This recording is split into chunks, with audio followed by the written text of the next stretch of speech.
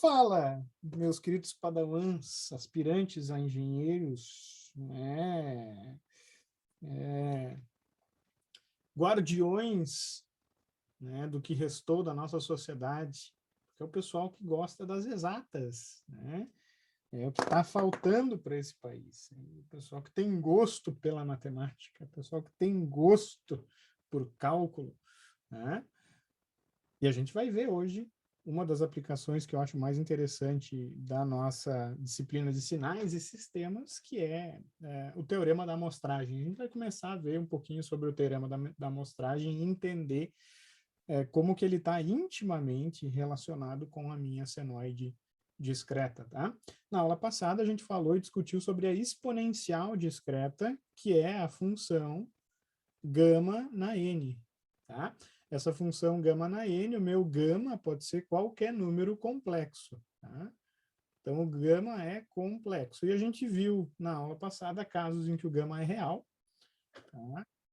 Real, então exponenciais, na verdade, que geram gamas que geram exponenciais monotônicas, tá? E se o gama for real negativo, eu tenho um comportamento bem interessante que as amostras se alternam, tá? Com um período de 2 amostras, né? Isso aí, a aula passada.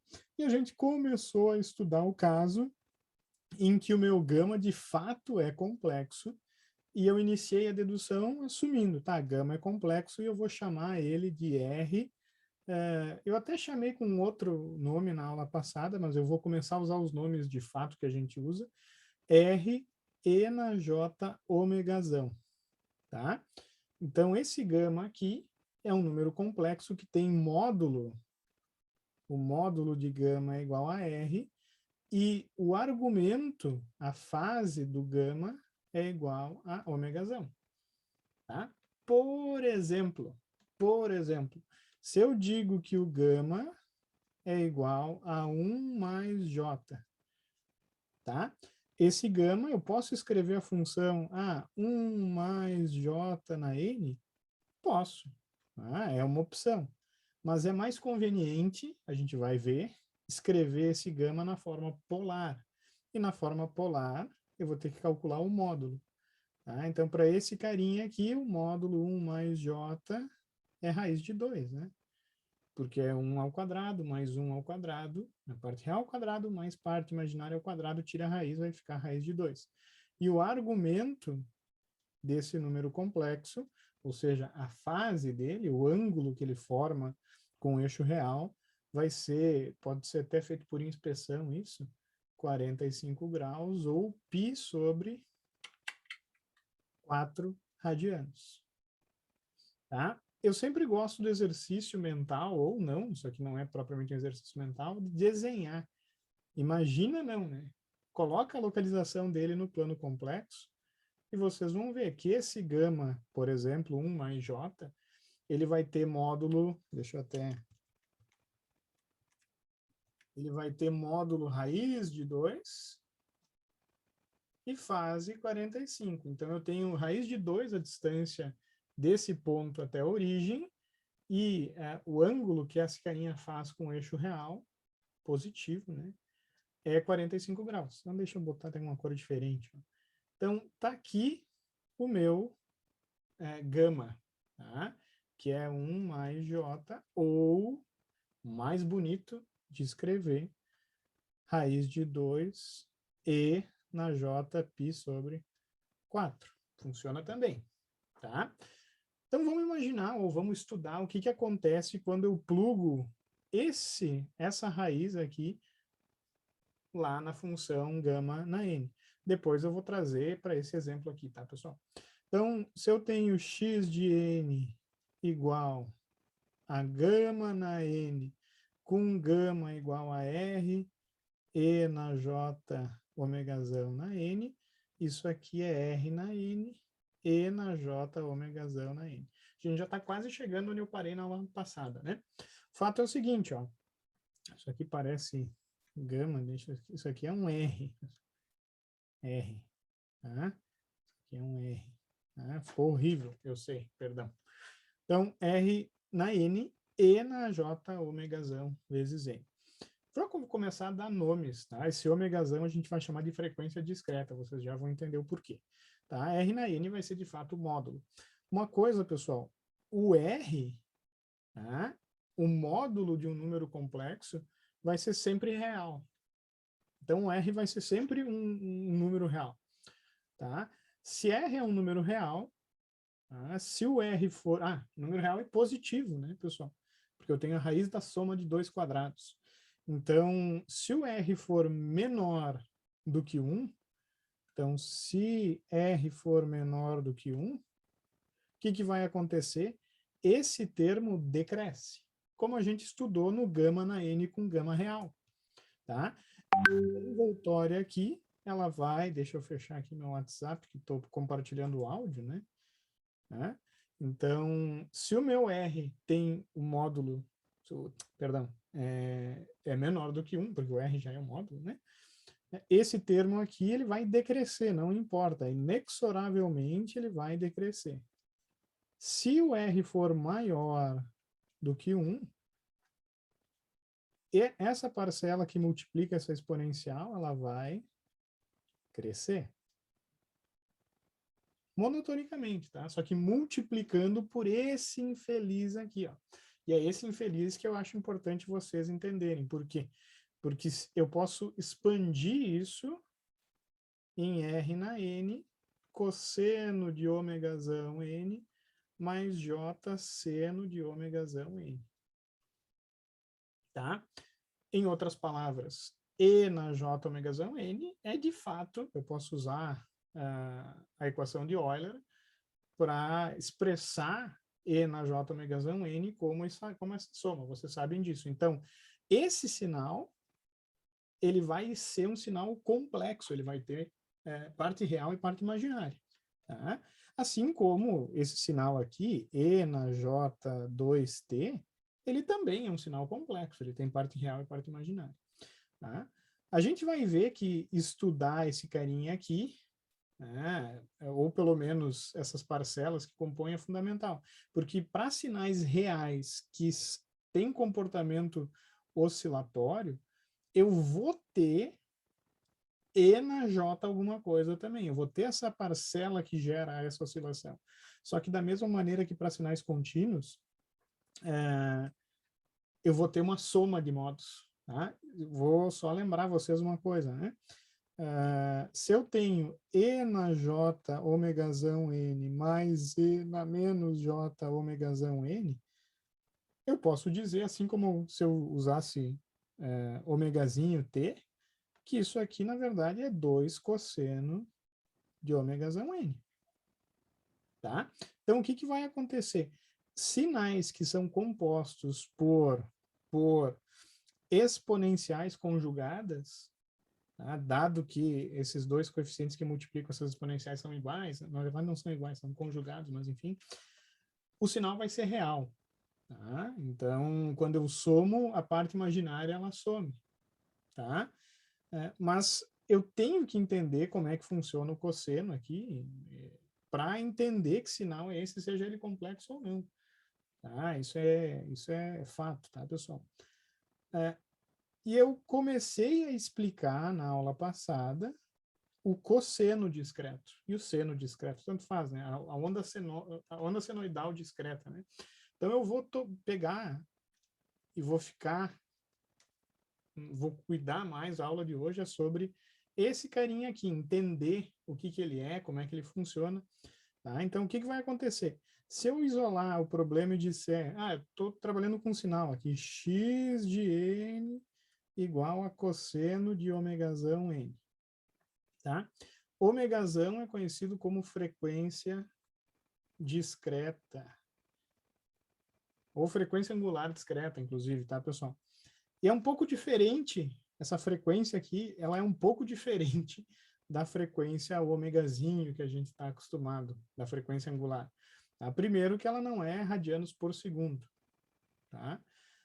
E o jeito mais fácil de entender o que é o ômegazão, de fato, é fazer um exemplo. Então, vamos assumir que o ômegazão é π sobre 4. Tá? Se o ômegazão for π sobre 4, o meu sinal aqui é cosseno de π sobre 4 vezes n. Tá? O meu n, ele é inteiro, pessoal. Não esqueçam disso. Tá? Então, eu posso literalmente calcular n valendo 0, 1, 2, 3, 4, 5, até 3 pontinhos. Tá? E calcular quanto é que vai dar cosseno de π sobre 4n. Para n igual a 0, cosseno de 0 é 1. Então, vai ser 1. Para n igual a 1, vai ser cosseno de π sobre 4, que é raiz de 2 sobre 2? Cosseno de 45. É, né? Raiz de 2 sobre 2. Para n igual a 2, vai ser cosseno de π sobre 2, que é 0, não? É 0. É 0, né? Me ajudem aí, pessoal. Porcaria. Aqui é menos raiz de 2 sobre 2. Aqui é menos 1. Porque 4 vai ficar 4 cosseno de π. Cosseno de π é menos 1, né? É. E menos raiz de 2 sobre 2 e assim por diante. Pá, pá, pá, pá, pá. Se eu desenhar esse sinal, eu vou chegar nesse carinha aqui, ó. Pá, pei, pei, pei, pá, pá, pá, pá, pá, e eternamente assim. É claro que ele é um sinal infinito, né? Eu não tenho U de N aqui, né? Então, ele vai ser um sinal que vai ter essa cara. Parece muito uma senoide, só que aí que tá, essa senoide, eu peguei alguns pontos só dela, porque o meu N é inteiro, não esqueçam disso. Né? Então, eu vou ter esse sinal, ele é um sinal periódico, para esse ômegazão, esse cosseno é periódico. Então, o que vai acontecer? Ó? Nesse caso, eu posso até contar, ó, 1, 2, 3, 4, 5, 6, 7, 8 amostras, porque essa aqui já vai se repetir, né? Então, o que acontece? Essa frequência discreta, ela não tem mais, digamos assim, a conotação, embora tenha, depois a gente vai ver, de radianos por segundo. Na verdade, π sobre 4 me indica quantos radianos eu tenho a cada amostra que eu avanço. Tá? Então, a frequência discreta ela é denotada em radianos por amostra. Tá? Então, sempre que eu falar um seno discreto com frequência π sobre 4 radianos por amostra, vocês têm que entender. Como é π sobre 4 radianos por amostra, tá? Eu vou ter para, tipo não, né? Para percorrer uma onda inteira, eu vou precisar percorrer 2π radianos. Isso não tem choro. Tá? Então, quantas amostras eu tenho em 2π radianos? Bom, se é π sobre 4 radianos por amostra, eu só posso ter 8, né? Compreenderam como é que eu faço a conta? Tá? Então, na verdade, eu posso encontrar o que a gente chama de N0, que é o período. Tá? E o período é 2π sobre o meu ômegazão. Tá? Porque, na verdade, o período vezes o ômegazão sempre tem que dar, teoricamente, 2π. Cadê 2π? Teoricamente, vocês vão entender o porquê, teoricamente, logo, logo. Ômegazão. Então, para esse exemplo, eu vou ter 2π sobre π sobre 4. Isso é igual a 8 amostras por ciclo. A gente gosta de falar. Tá? Então, N0 é o que a gente chama de período da senoide. Claro que existe o Latte chama de F, né? Existe o F, que é igual a 1 sobre o Nzão, que daí, nesse exemplo, é 1/8 de ciclos por amostra. E eu posso relacionar essas duas grandezas, claro, eu posso dizer que, na verdade, ômegazão vezes esse F vai ser, o ômega, desculpa, vai ser o F vezes 2π. Tá? Eu posso fazer as mesmas relações para senoides contínuos. Por que eu estou falando tudo isso? Porque as senoides, elas são realmente estranhas, as senoides discretas, né? Por exemplo, olhem uma coisa interessante. Se o meu ômegazão, então, exemplo, se o meu ômegazão for 2, o que isso significa? Que eu tenho 2 radianos por amostra. Se eu calcular qual é o meu período, eu vou ter 2π sobre 2, né? Que isso aqui é π amostras por ciclo. Por que isso não faz muito sentido? Se a gente for... Tá, não é que não faz sentido, faz todo sentido do mundo. Mas dizer que um sinal tem π amostras por ciclo, isso significa que ele tem um pouco mais do que 3, né? Mas é mais do que 3, é 3,14 amostras por ciclo. Né? Em outras palavras, tá, pessoal? Num ciclo, eu não tenho um número inteiro de amostras, perceberam? Isso não é que é um problema, né? Mas isso gera uma coisa estranha. Tá? Que coisa estranha. Se eu tenho 3,14 amostras por ciclo, numa oscilação eu tenho 3,14 amostras. Né? Então, eu tenho um pouquinho mais do que 3. A primeira amostra vai cair aqui, a segunda amostra vai cair aqui, mais ou menos. A terceira, um pouquinho menos, desculpa. A terceira amostra vai cair aqui, e a quarta amostra, 3, cairia aqui, ó. Não cairia exatamente quando o ciclo se fecha, né?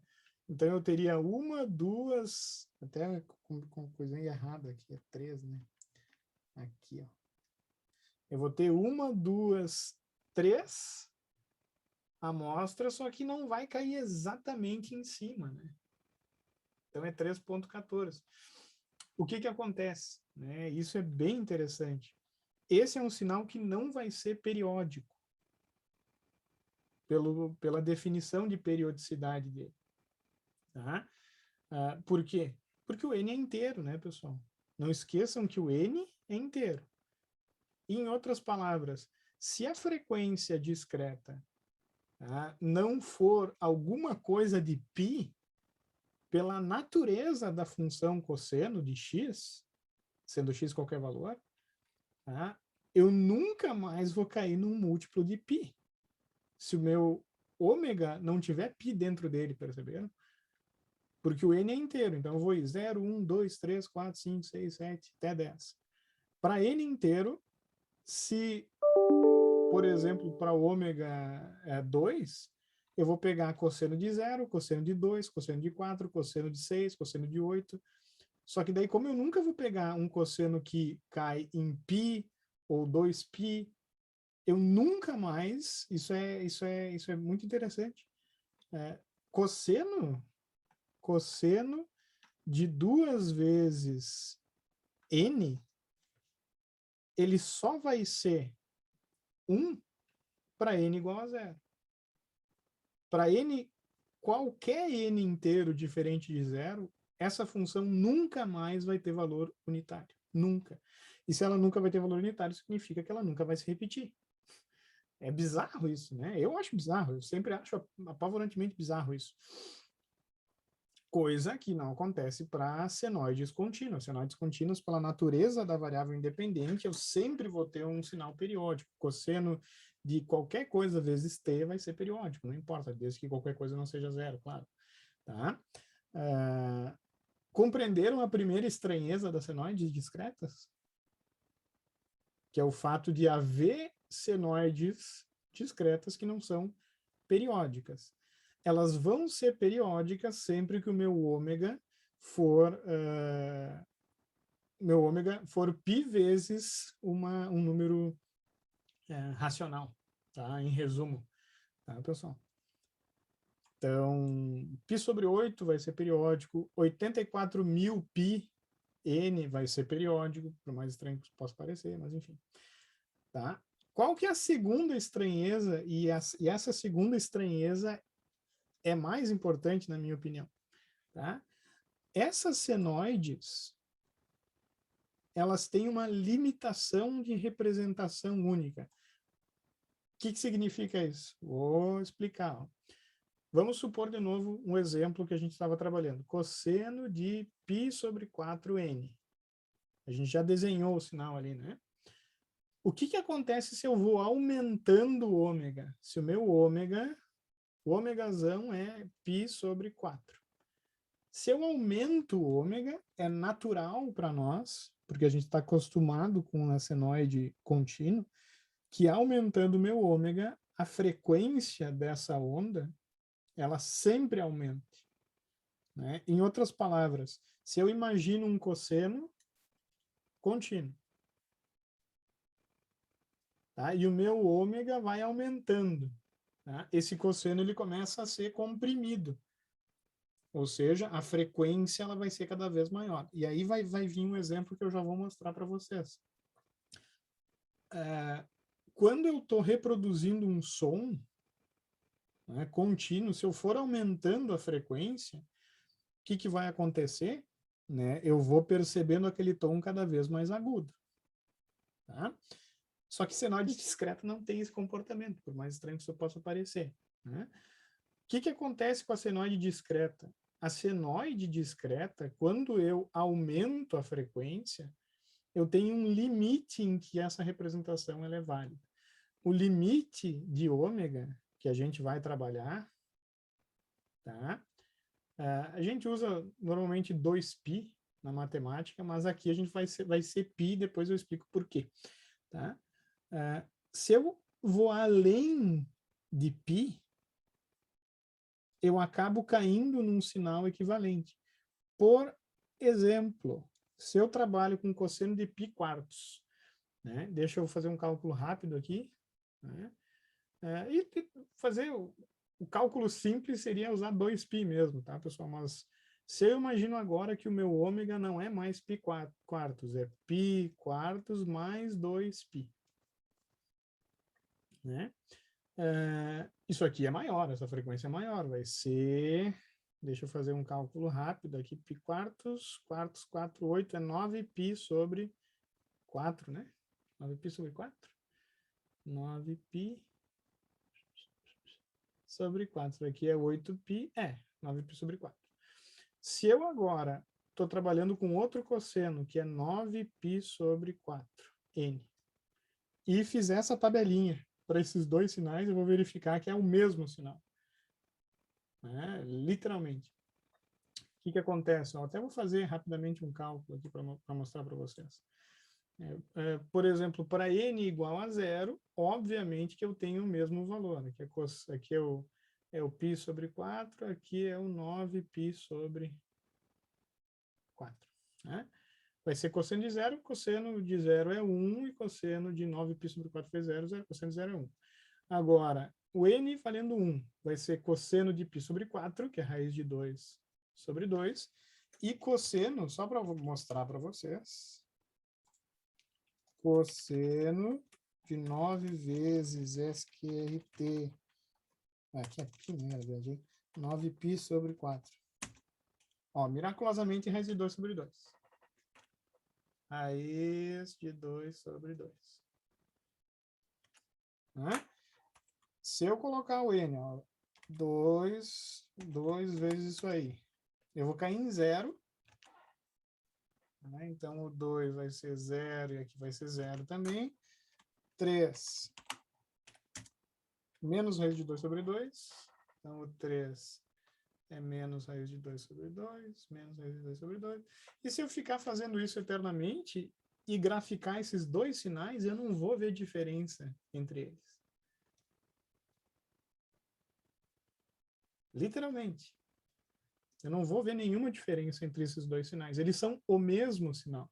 Porque, afinal, cosseno de π sobre 4n é igual a cosseno de 9π sobre 4n, se o n é inteiro.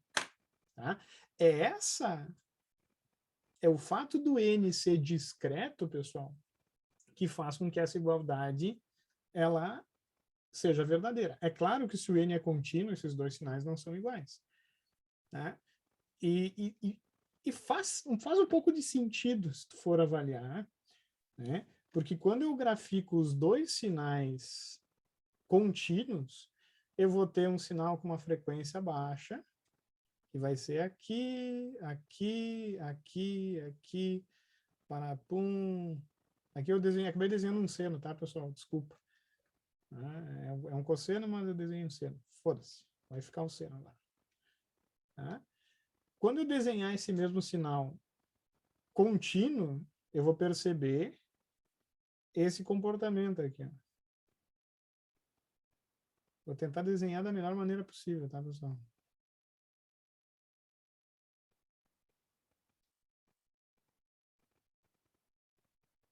Tá, tentei fazer o melhor possível. O que acontece?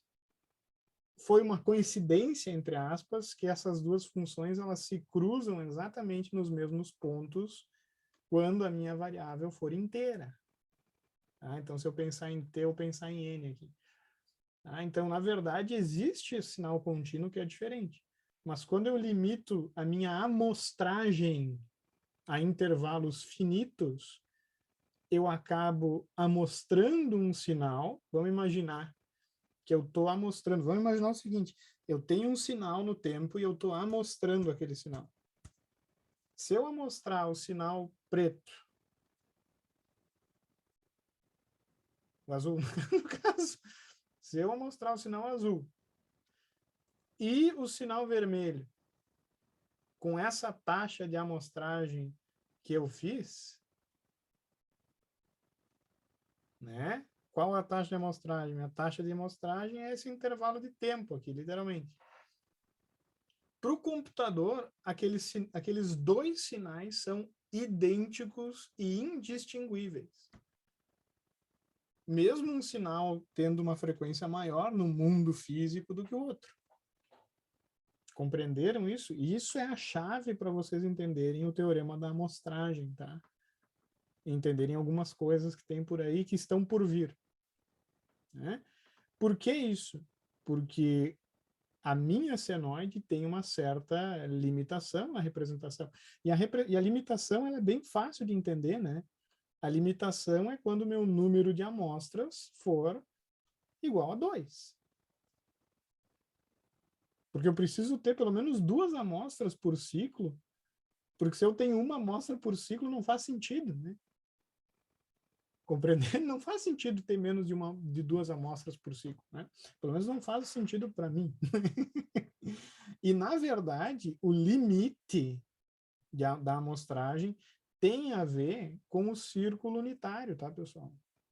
Por que tem a ver com o círculo unitário? Porque tem a ver com a exponencial gama, gama na n. Por quê? Porque se eu estou fazendo um cosseno, pessoal, a gente viu que o cosseno de ômega n, eu posso expressar isso como e na j omegazão n mais e na menos j omegazão n. Sobre 2, ok? Sobre 2, mas o sobre 2 tem importância reduzida aqui. Essa exponencial aqui, esse carinha aqui, ó, e esse carinha aqui, ó, eu posso dizer que o gama 1 é e na j omegazão e que o gama 2 é e na menos j omegazão. Tá? Esses dois carinhas aqui, eu posso pensar que são gamas com módulo 1 e fase omegazão. Os números que tem, isso é importante entender, hein? Os números que tem módulo 1 recaem sobre o círculo unitário. Ó. Todos os números com módulo 1 caem aqui em cima do círculo. E o omegazão me diz qual é a frequência. Então, vamos imaginar que eu sou um ponto nesse círculo. Começo aqui embaixo. Esse ponto é 1e na J0, que é 1. Tá? Mas conforme eu vou caminhando nesse ponto, por exemplo, se eu estou nesse ponto agora, ó, esse ponto é 1e na j π sobre 2. Né?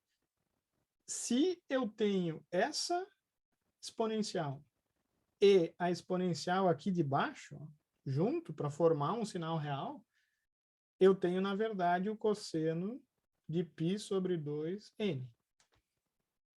Tá? Então, até coloquei em verde, né? Aqui. Esse carinha aqui, quem que eu tenho? Eu tenho cosseno de 0n, que é 1, que é 1 na n. Né? Mas, enfim, que é 1.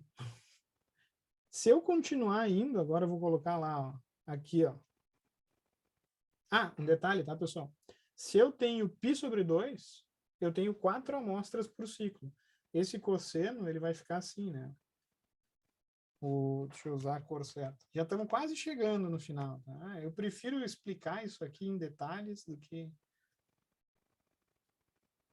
adiantar o conteúdo. Né? Se eu tenho uma frequência menor, vou usar essas cores aqui coloridas. Se eu tenho essa frequência aqui, ó, a diferença é que eu vou ter mais amostras por ciclo. Né? Então, esse carinha aqui é literalmente esse sinal que eu já desenhei, ó, que é o cosseno de π sobre 4n. Né? O carinha vermelho aqui, ele vai ser cosseno de 2π sobre 3. 2π sobre 3, né? 2π sobre 3? É. Esse carinha tem 3 amostras por ciclo. Então, ele já começou a ficar um carinha estranho, se eu for analisar, né? 3 amostras por ciclo, eu vou cair 3, 360, 120, né? Eu vou ter esse carinha, eu vou ter esse carinha, e eu vou ter esse carinha aqui. Então, não vai parecer tanto um cosseno se a gente for analisar, né? Se eu olhar o sinal discreto, eu vou ter um sinal que é assim, aqui, aqui, daí aqui, aqui. Eu vou mostrar isso para vocês. Literalmente, eu vou mostrar isso para vocês. Relaxa. Tá? Mas o que vai acontecer? Isso que eu quero que vocês entendam. Tá? Se eu sou um ponto vindo, subindo a frequência, e eu tenho meu ponto irmão gêmeo negativo, né, que está indo para o outro lado, que é o meu conjugado, né? Não negativo, né? Só tem a parte imaginária negativa. Vai chegar um momento em que eu vou encontrar o meu infeliz nesse ponto aqui. Acho que todo mundo consegue notar isso, né? E esse ponto, se eu for avaliar, é E na Jπ mais E na menos Jπ sobre 2. Né? E na Jπ menos E na menos Jπ. Isso aqui é mais, né? Eu falei menos. Falei menos, né? Falei mais. Bom, mas enfim. Esse carinha aqui, se eu for avaliar, o meu ômega é π. Tá? Então, ele vai equivaler a cosseno de π vezes n. Se eu for ver esse carinha e usar, se quiserem usar fórmulas, usem, fiquem à vontade, né?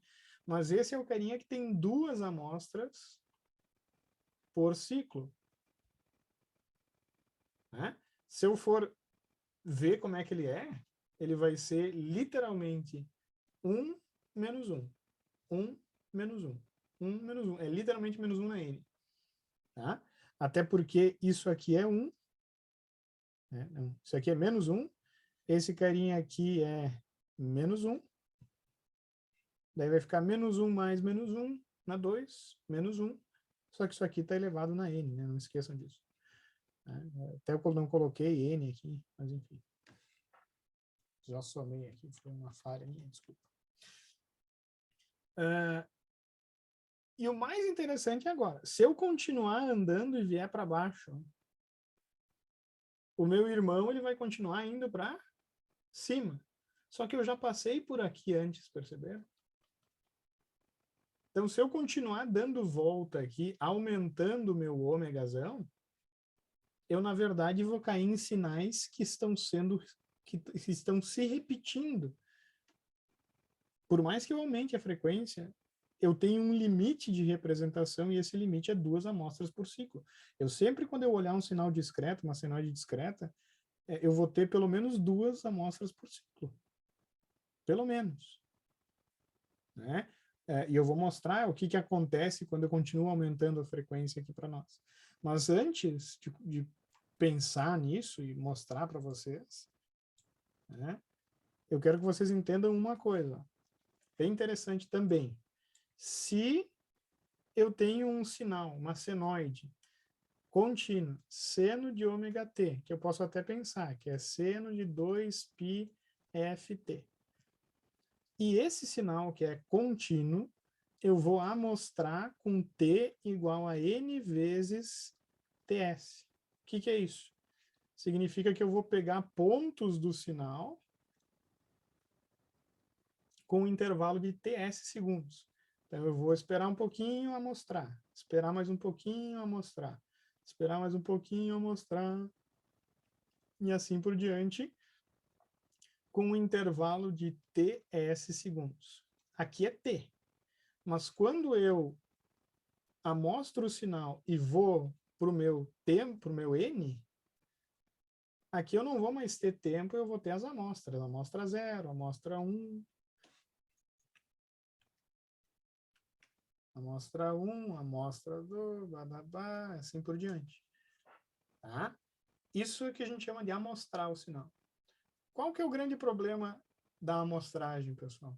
Se eu substituo esse valor de t aqui, eu fico com seno ou cosseno, tanto faz, tá?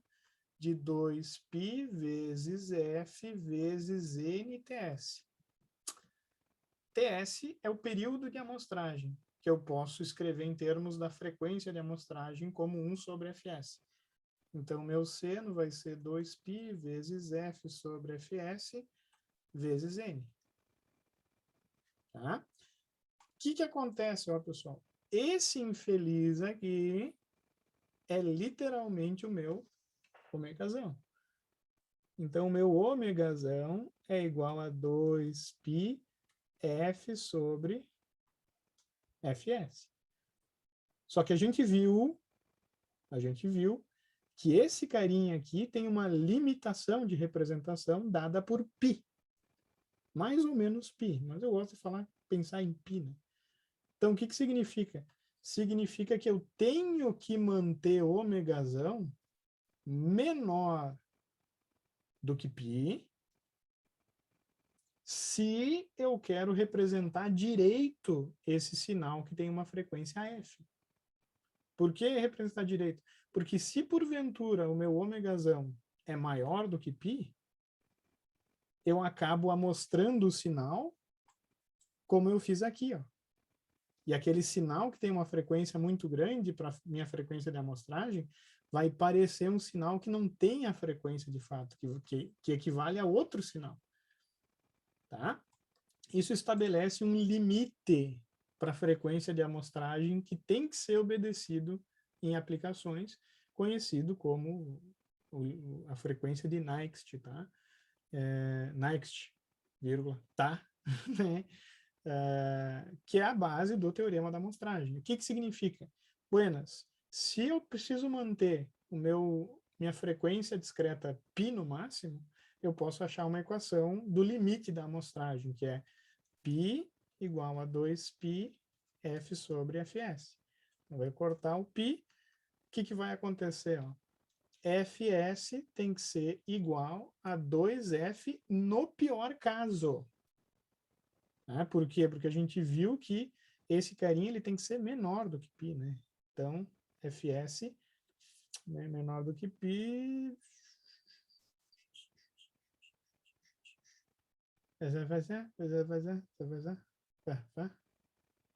Que daí f tem que ser maior do que 2.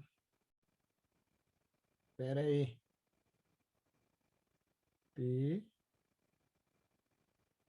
Ao contrário, né, cara? Eu sou retardado. Aqui, ó.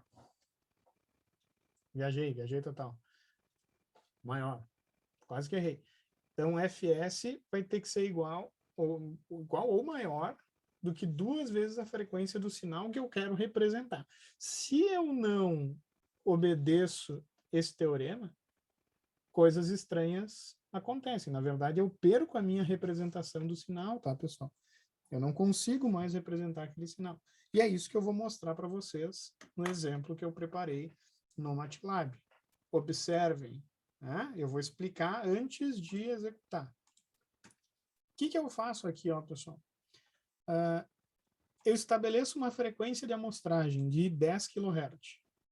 Tá? Então, significa que o som que eu estou tocando para vocês, tá? Ele está saindo pela placa com uma frequência de 10 kHz. É uma frequência bem baixa, tá? De propósito. O som que eu quero tocar tem frequência de 100 Hz. Tá? Aí o que eu faço aqui? Eu digo que o tempo final, o tempo total é 4 segundos. Isso aqui eu expliquei fora da gravação, né? Isso aqui é um envelope para evitar o clique, para evitar um esforço muito grande também nas caixas. Aqui eu vou plotar um envelope que eu vou até... que estava eu testando, né? E olhem aqui embaixo, ó, pessoal. Aqui embaixo, normal é uma função de normalização que eu usei para sempre normalizar o sinal, caso eu queira compor uma coisa mais mirabolante e mostrar para vocês aqui. Mas o fato é que eu estou literalmente criando um cosseno. Ó. Cosseno de 2πft. Só que o t, pessoal, eu crio com base na frequência de amostragem. Então, esse é um sinal discreto, amostrado com uma frequência de 10 kHz. Eu vou mostrar que é um sinal discreto, depois eu grafico esse sinal para vocês. Tá? E daí, aqui eu grafico ele, né? Eu faço um stem dele, calculo a frequência discreta, porque o que acontece? Quando eu for olhar o sinal como um sinal totalmente discreto, sem me preocupar com a frequência de amostragem, ele vai ser uma senoide discreta, né? E a frequência ômega vai ser 2πf sobre fs, que nem eu coloquei aqui, ó. 2πf sobre fs. Tá? Esse vai ser o seno discreto, de fato. O ômega, a frequência discreta do sinal. E, mais importante, eu vou... Tá, aqui é tudo... Eu desenho a localização dos gamas daquele cosseno, tá? E depois eu toco o som. Tá? Então, vamos ver o que vai acontecer. Tá? Então, eu tenho uma frequência de 100 Hz sendo reproduzida a 10 kHz. Ó.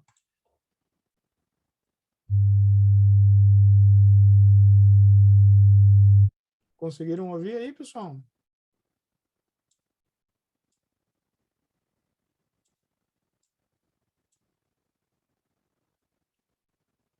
Cri, cri. Pessoal? Sim, deu para ouvir, sim, pessoal, deu para ouvir. Que susto. Um pouco mais a... Vou aumentar um pouquinho o som aqui. Tá. Olhem como fica o sinal dentro do computador, né? Então, eu tenho muitas amostras por ciclo. Por quê? Porque eu estou trabalhando com uma frequência, eu quero representar uma frequência muito abaixo da frequência de amostragem. Significa o quê?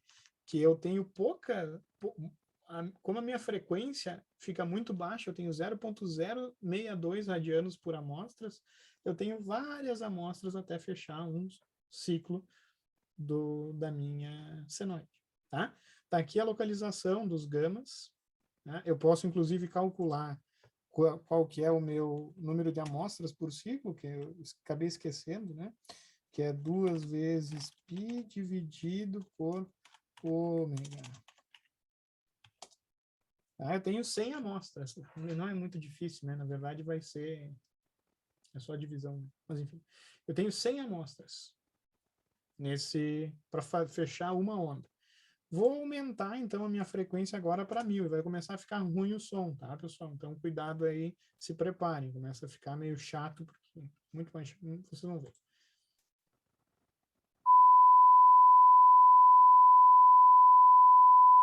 Tá? Então, está aqui a posição dos autovalores, né, das exponenciais, na verdade, do gama, e está aqui como fica o sinal discreto. Ó. Então, pode ver que eu tenho bem menos amostras por ciclo e isso faz com que a frequência, aparentemente, inclusive, seja maior. Eu consigo ver que a frequência é maior, né? Então, se eu imaginar um seno envelopando isso, ou um cosseno, no caso, eu consigo verificar, tá? Que a frequência, de fato, aumentou, né? Agora, se eu tento tocar um sinal ali que tem 2.500 de 2K5 Hz aí, ó.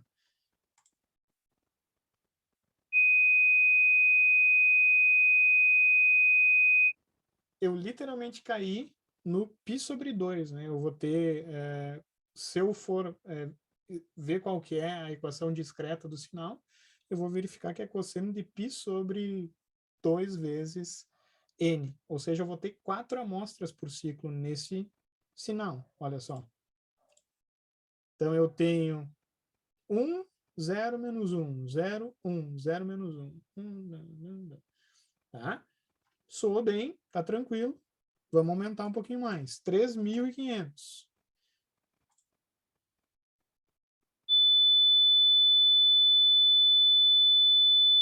Aumentou um pouquinho mais a frequência, ok.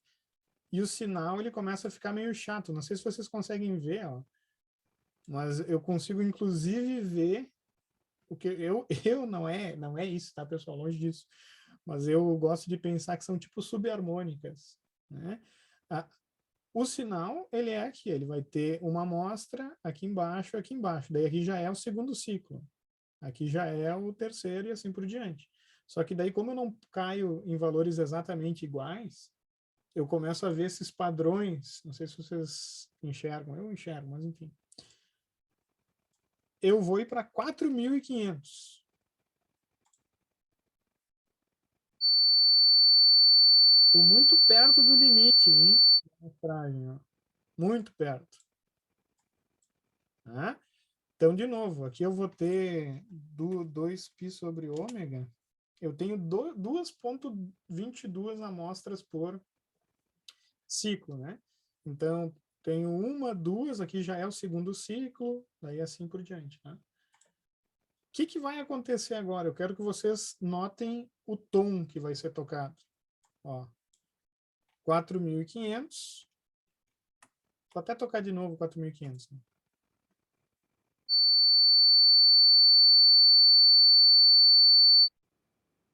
E vou aumentar para 4.900.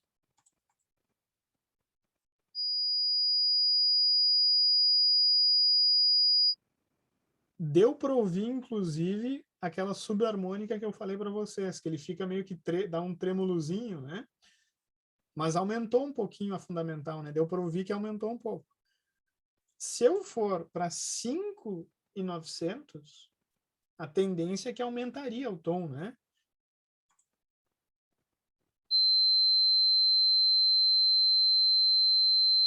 Percebeu que não aumentou?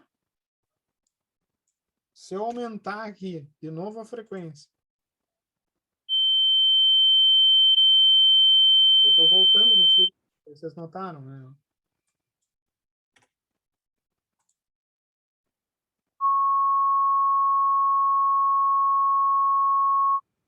E pessoal, olha o que acontece, né? Fica mais óbvio se eu aumentar bastante, né? 9.900.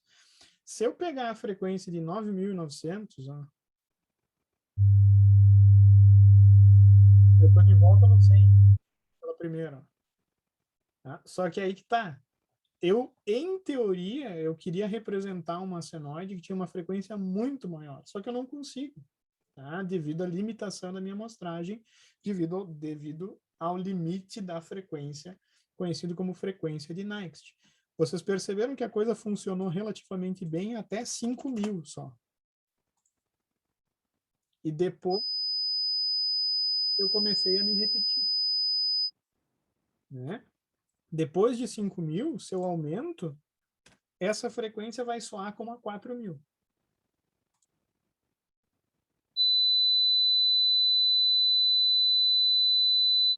Essa aqui como a 3.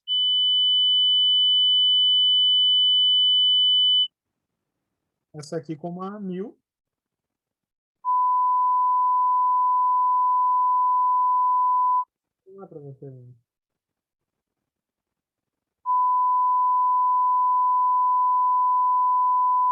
Por quê? Porque eu tenho essa limitação, é uma coisa da senoide discreta. Se eu vou aumentando o ômega, né, a frequência discreta, eu acabo me repetindo. Então, exatamente por isso que se eu vou gravar um CD, o CD já é do tempo do EPA, né, pessoal? Mas se eu vou registrar alguma música em formato digital, o mínimo que é aconselhado é amostrar a 44K, por aí, 40K. Por quê? Porque a audição humana vai até 20K. Então, tu vai pegar, dobrar essa frequência, e essa vai ser a mínima frequência que tu vai ter que operar dentro da máquina para conseguir representar aquele sinal analógico. Tanto que, pessoal, observem, se eu tenho aqui 9K,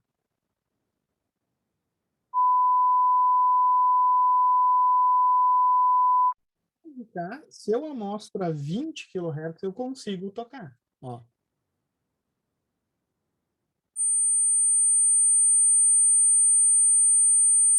Consigo.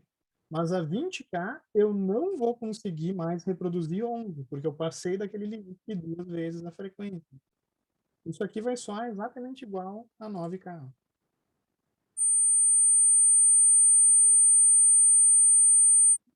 E daí, claro, para tocar isso, eu preciso continuar aumentando, né, a minha frequência. Isso vale para qualquer, eu estou exemplificando aqui com áudio. Mas se eu for, sei lá, fazer um programinha que quer fazer a análise da rede elétrica. A rede elétrica funciona a 60 Hz, ok?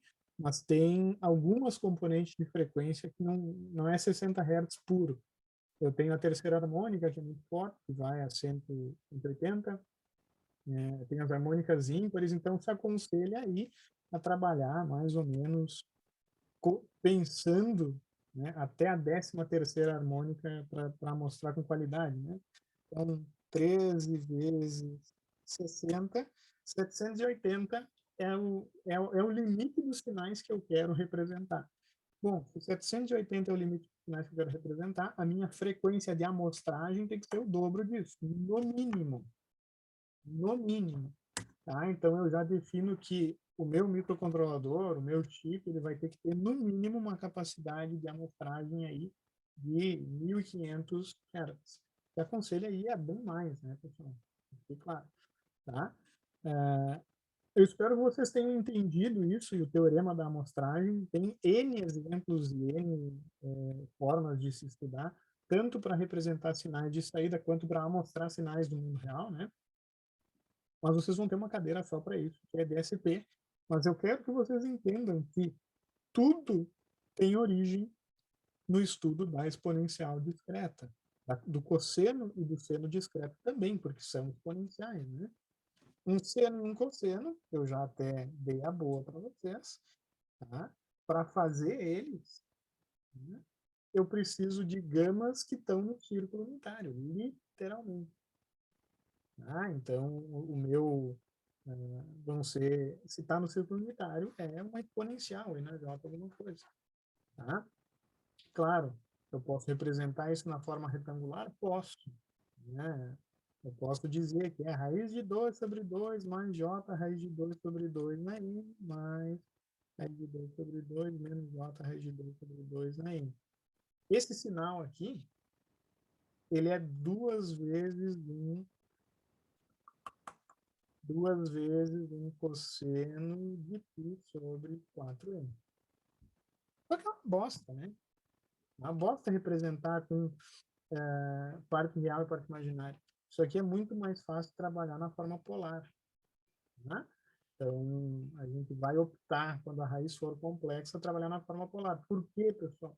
Porque o módulo me diz se aquele carinha cresce ou decresce.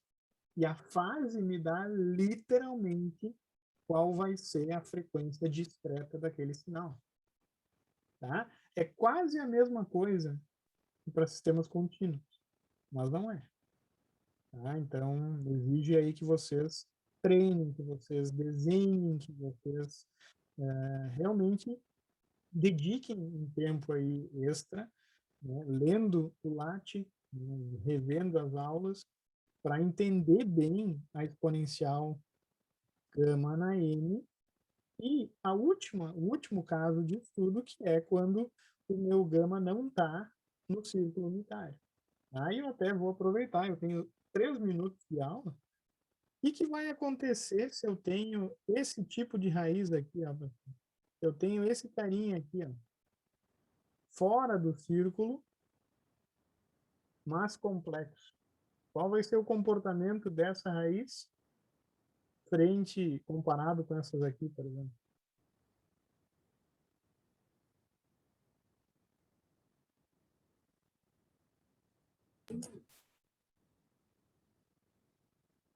Alguém abriu o microfone?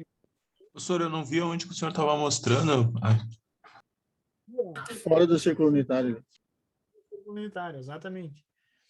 Vocês têm que entender. Gama no círculo unitário, eu vou ter ou um sinal constante, ou eu vou ter seno e cosseno. Tá? Agora, se eu tenho autovalores fora, autovalores ou gamas, tá? Tanto faz, pessoal. Se eu tenho autovalores fora do círculo unitário, eu tenho que pensar que o meu R... Cadê aqui? Cadê aqui? Fela da puta, cadê o... Eu tinha escrito aqui, lá em cima, Jesus, quadro gigante.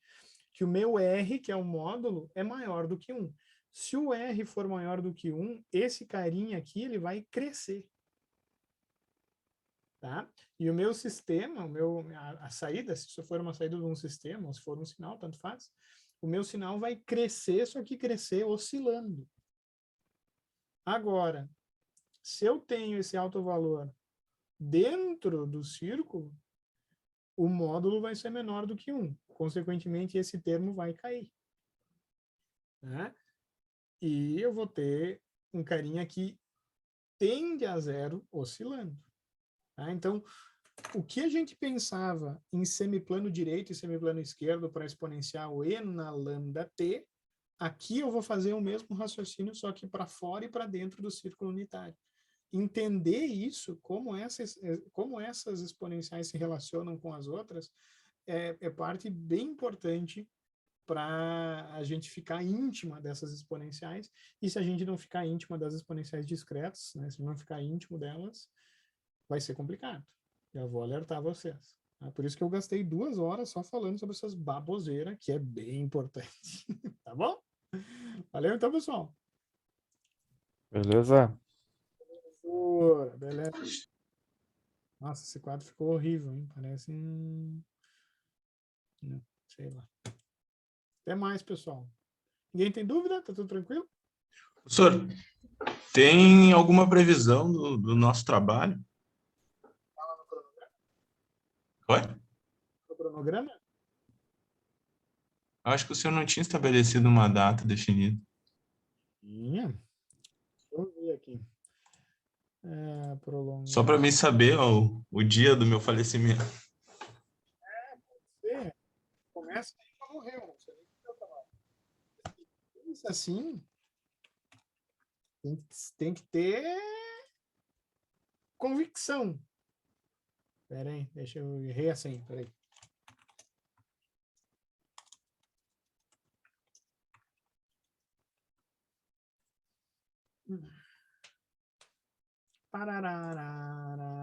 Não, essa é controle. Pera aí.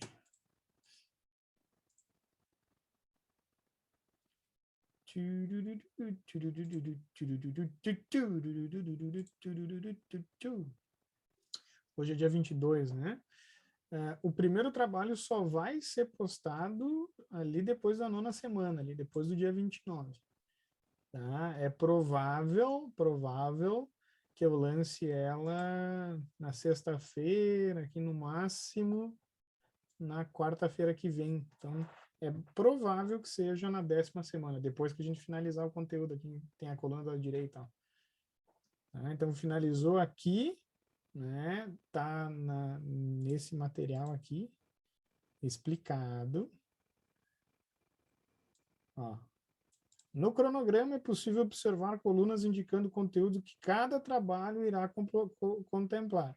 O enunciado dos trabalhos será publicado na última semana do referido conteúdo ou na semana seguinte a esse.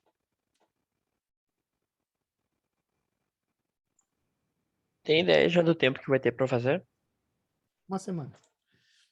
Ok. Uma semana. Mais fácil que isso, olha, Jesus. Não sei o que é. Falou, pessoal? Valeu, boa noite. Valeu, professor. Boa noite. Feito, boa Obrigado. noite. Feito, professor, tchau.